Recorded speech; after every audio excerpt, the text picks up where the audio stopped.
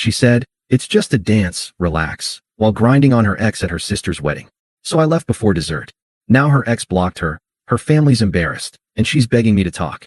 Hey viewers, before we move on to the video, please make sure to subscribe to the channel and hit the like button if you want to see more stories like this. Thanks. I always thought Rachel and I had something solid. We met at a friend's birthday party 2 years ago, and from the start, it felt easy. She was funny, confident, had this way of lighting up every room she walked into. I'm quieter, the kind of guy who listens more than he talks. She said she liked that about me, that I balanced her out. Somewhere along the way, that balance started feeling one-sided. Rachel worked in event planning, so her weekends were usually packed with parties, weddings, and corporate things. I didn't mind. I trusted her.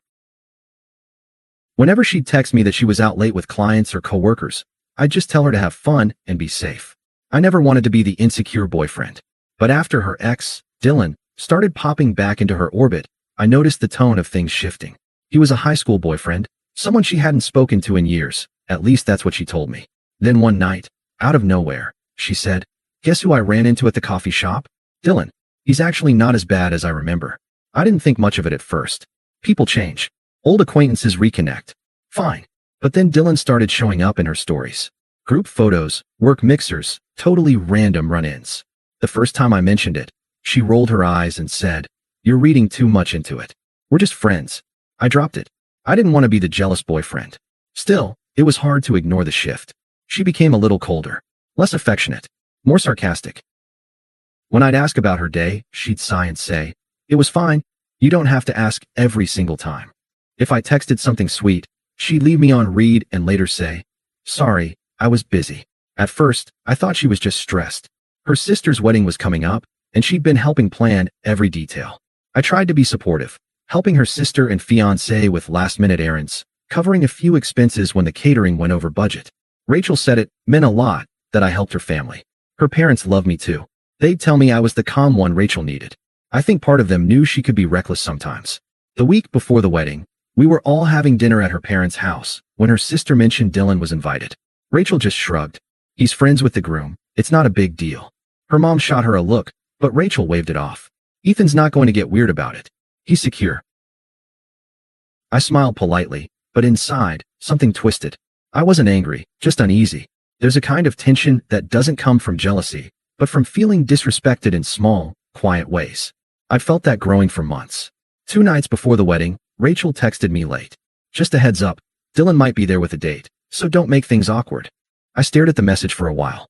Not, "Are you okay with that?" Or just letting you know. No, don't make things awkward. I typed out, "Noted," and left it at that. She sent a thumbs up emoji and didn't text again until the morning of the wedding. Still, I told myself to keep calm. It was her sister's big day, and I wasn't going to cause a scene or ruin anything. I just wanted to be there for her family, for the people who treated me kindly even when she didn't. When I arrived at the venue, Rachel looked stunning in her bridesmaid dress. For a second, I almost forgot the tension. She came over, kissed me on the cheek, and said, "Try to smile today, okay? My family loves when you pretend to be social." Pretend. I laughed it off, but that one word stuck with me all afternoon. During the ceremony, I sat next to her parents. They whispered about how proud they were of their daughters, how beautiful everything looked. Rachel caught my eye once from the altar and smiled like nothing was wrong. I believed her, or maybe I just wanted to. But that feeling of calm wouldn't last long. The ceremony ended beautifully, and for a while, everything felt almost normal again. People were laughing, the band was playing, and everyone looked genuinely happy. I told myself to stop overthinking, that Rachel was just being herself, social, lively, the center of attention. Dinner went by fine. I talked with her dad about work, clinked glasses with a few of her cousins, and tried to stay in the moment. Rachel floated from table to table, checking on guests and helping the bride. Every so often, she'd stop by, touch my shoulder, smile, and then disappear again. Then came the reception. The DJ dimmed the lights, and couples started filling the dance floor. The newlyweds had their first dance, followed by the usual mix of upbeat songs. Rachel was out there immediately, pulling her sister and bridesmaids into a circle, laughing like she didn't have a care in the world. I stayed seated with her parents, sipping a drink, watching the whole thing. Then I saw him, Dylan. He walked in like he owned the place, sleeves rolled up, tie loosened, that smug grin you instantly want to wipe off someone's face. He greeted a few people, hugged the groom, and before long, he was on the dance floor too. Rachel noticed him instantly. Her smile changed, not in an obvious way, but just enough that you could tell it meant something different. They started talking. At first, I told myself it was harmless. They were standing a few feet apart, laughing, catching up. But when the DJ switched to a slow, sultry song, everything shifted. Dylan put his hand on her waist. She hesitated for half a second, glanced around, then said something I couldn't hear, and suddenly, they were dancing. Not just side-to-side, awkward wedding dancing either. No, grinding. His hands were on her hips, her back pressed against his chest, her hair brushing his jaw. Her parents noticed too. Her mom's face fell, her dad muttered, "Jesus Christ," under his breath. I froze. My chest felt hollow, like someone had just pulled the air out of the room. Rachel looked over her shoulder mid-dance and met my eyes. And instead of stopping, she smirked. Actually smirked. Her dad whispered, "You okay, son?" I nodded slowly, stood up, and walked toward the bar. I needed air. Or maybe I just needed to stop feeling like an idiot in a room full of people pretending not to see what was happening. I heard Rachel calling after me as I passed. "Ethan, come on, it's just a dance. Relax, just a dance." That line stuck in my head as I set my drink down and looked back at her, her hands still on Dylan's shoulders, the two of them laughing like nothing was wrong. Her mom tried to step in, but I didn't wait to see how it played out. I walked right past the buffet table, through the exit, and out into the night air. I didn't yell, didn't cause a scene. I didn't even text her. I just walked to my car, got in, and drove home. When I pulled into my driveway, my phone was already lighting up. "Rachel, where did you go?" "Rachel, you're being dramatic." "Rachel, it was literally a dance. Everyone saw it. Stop making it weird." That last one made me laugh. A bitter, quiet kind of laugh that comes from finally realizing you're done. So I turned my phone off, left it face down on the counter, and sat in silence for a long time. I didn't show up for brunch the next morning. I didn't text her back. I didn't need to. By the time she got home that night, the lock code was changed and her things were in boxes by the door. The next morning, I woke up to 30 missed calls and a flood of texts. Some were from Rachel, some were from her mom, and a few, to my surprise, were from her sister, apologizing for what happened. Apparently, word had already spread through the family. Rachel's messages started out defensive. "Rachel, you seriously left over that?" "Rachel, everyone thinks you overreacted." "Rachel, Dylan means nothing. It was just fun." Then they turned pleading. "Rachel, can we just talk? Please. I'll come by." "Rachel, you embarrassed me by leaving like that. We need to fix this before people start talking." Then came anger.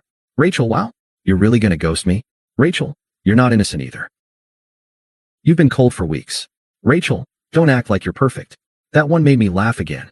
It's always the same playbook. Minimize what they did, deflect blame, and then rewrite the story. By noon, her mom called. "Ethan, sweetheart, Rachel is very upset. She said there was some misunderstanding." I took a breath. "No misunderstanding, ma'am. I just don't want to be with someone who grinds on her ex at a wedding." There was a pause. Then her mom sighed. I told her it was disrespectful. "She doesn't seem to get it." "Yeah," I said quietly. "I noticed." I hung up soon after. I didn't know anyone to debate. That afternoon, Rachel showed up at my place. I didn't open the door, but I watched her from the window as she stood on the porch, messy hair, sunglasses, clearly hungover. She called through the door. "Ethan, can we just talk? You're making this bigger than it is." I didn't respond. "Are you seriously ignoring me like a child? It was one stupid dance. Everyone was drunk. You're acting like I slept with him on the dance floor." Her voice cracked a little at the end, like she knew she'd lost control of the story. After about 10 minutes of shouting, she gave up and left. 2 days later, she posted a long, vague Instagram story. One of those some people can't handle a strong woman having fun type of rants. I didn't take the bait, but mutual friends started reaching out. "Dude, what happened? Rachel's telling everyone you overreacted," and stormed out. So I told them the truth, calmly, without spin. She danced with her ex in front of her entire family and told me to relax. That's all. It was enough. People could connect the dots themselves. Over the next week, the tone of her messages changed again. "Rachel, I miss you. Rachel, we can get past this. You know we're good together. Rachel, please just talk to me. I can explain." Explain what exactly? I already saw everything I needed to see. By the second week, her texts started slipping from sad to bitter. "Rachel, so you're really just done?" "Rachel, I didn't cheat, Ethan. God, you're pathetic. Rachel, you'll regret this. No one will ever love you like I did." That last one was funny. The kind of thing people say when they're not used to losing control. I didn't reply to any of them. Not once. Then, a month later, I heard from one of her cousins. Apparently, Dylan, the guy she was grinding on, had started seeing someone else almost immediately after the wedding. Rumor was, he told people that Rachel threw herself at him that night, and he was just being polite. Rachel didn't take that well. Her cousin said she'd been drinking a lot, arguing with her parents, and even got into a fight with her sister for ruining her life. I didn't feel pity, not anger, either. Just nothing. The silence I gave her was louder than any argument ever could have been. A few weeks passed, and the wedding incident started to fade from people's immediate conversations, at least for me. I went back to work, focused on the gym again, and started feeling human. Rachel, though, wasn't so lucky. Her sister's marriage video got uploaded to Facebook, the full thing. Somewhere around the 30-minute mark, you could clearly see Rachel grinding on Dylan while her parents looked mortified in the background. People shared clips, commented, laughed. It became the running joke of the entire family circle. Apparently, whenever someone's wedding playlist played a slow song, someone would mutter, "Careful, don't pull a Rachel." She hated it. I wouldn't have even known if not for a mutual friend, Megan, who told me over coffee. "She's miserable, Ethan. Her family barely invites her to stuff now. Her mom said she embarrassed everyone." I nodded. "That's rough." I didn't mean it sarcastically, just neutrally, like someone reading the weather. "She's still talking about you, though," Megan added. "She told me she thinks you'll come around once you cool off." I smiled. She might be waiting a long time. About a month later, Rachel texted me again. "Rachel, I've been thinking a lot lately. Rachel, I know I hurt you, but we had something real. Rachel, can we meet? Just to talk, no pressure." I left it on read. A few days later, "Rachel, I've been in therapy. I'm working on myself. You'd be proud of me." Still nothing. Then came the voice message, the kind you can tell was recorded after a few drinks. Her voice was shaky, half angry, half sad. "You think you're so perfect, Ethan? You think walking away makes you better?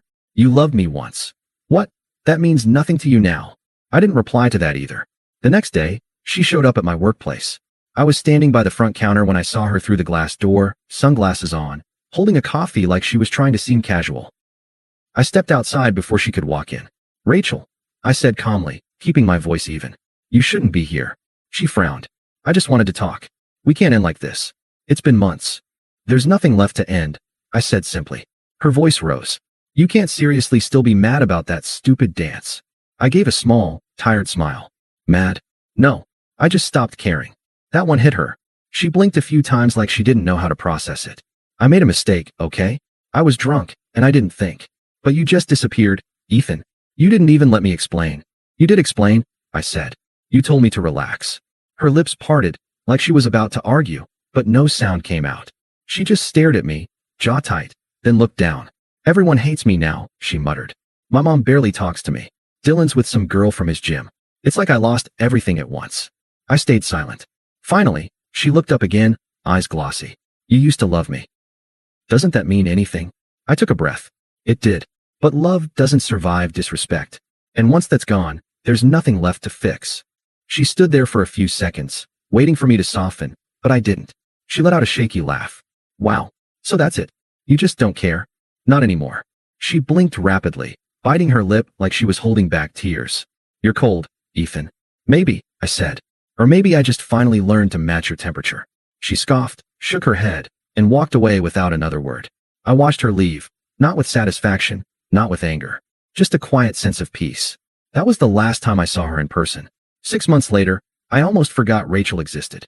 Life had settled into something quiet and good. I was promoted at work, started training for a marathon, and spent weekends with people who actually respected my time. My apartment felt bigger now, cleaner, calmer. Then one Friday night, I got a text from an unknown number. "Hey, it's me. Can we please talk?" I stared at it for a few seconds before realizing whom he was. I deleted her number months ago. A minute later, another message came. "I saw you in Megan's story. You look happy." "I'm glad. I just wish things had gone differently." Then, "I miss you, Ethan. I really do." For a second, I almost ignored it, but something in me wanted to hear what version of reality she was telling herself this time. So I replied, "What do you want, Rachel?" She responded almost instantly. "Just closure. I've been through a lot since the wedding. I lost friends, my family's still cold to me, and Dylan turned out to be a total piece of crap. I guess I just wanted to say sorry. I didn't realize what I had until it was gone. You were always good to me. Maybe too good." I leaned back, looking at her messages, the same words everyone uses when the world stops enabling them. Before I could even type, another one came through. "I know you probably hate me, but maybe we could get coffee sometime? Just to catch up?" I typed slowly. No need. I've already got closure. She replied. You really don't care anymore, do you? After everything? After us? You just moved on like I never mattered? I took a moment, then sent my last message. You mattered. You just don't anymore. She didn't respond for a while. Then finally, well, guess I deserve that. I hope she treats you better than I did. If there's someone else. Is there? I smiled at the screen, not because there was someone, but because I genuinely didn't feel the need to fill the space she left. There's peace now. That's enough. And that was it. No more messages. No drama. Just silence. A few months later, I ran into Megan again. Over coffee, she mentioned Rachel had moved back in with her parents, quit her job, and was taking time to figure things out. Apparently, her dad still refused to talk about the wedding. Her sister's husband had banned Dylan from all future family events. And whenever someone joked about pulling a Rachel, she'd leave the room in tears. Megan asked if I ever thought about reaching out. I just shook my head. I don't hate her. I just stopped trying to understand her. She smiled. You're doing better than anyone expected. I shrugged. I'm just done entertaining chaos. On my walk home that evening, I passed by a restaurant with a wedding reception going on inside. Music played, couples danced, people laughed. For a split second, I thought of that night. The lights, the music, her voice telling me to relax. And then the thought passed, like smoke. That's the difference between then and now. She wanted attention. I wanted peace. And peace won. Thanks for watching. Make sure to subscribe to the channel and hit the like button. What do you think about this story? Share it in the comments.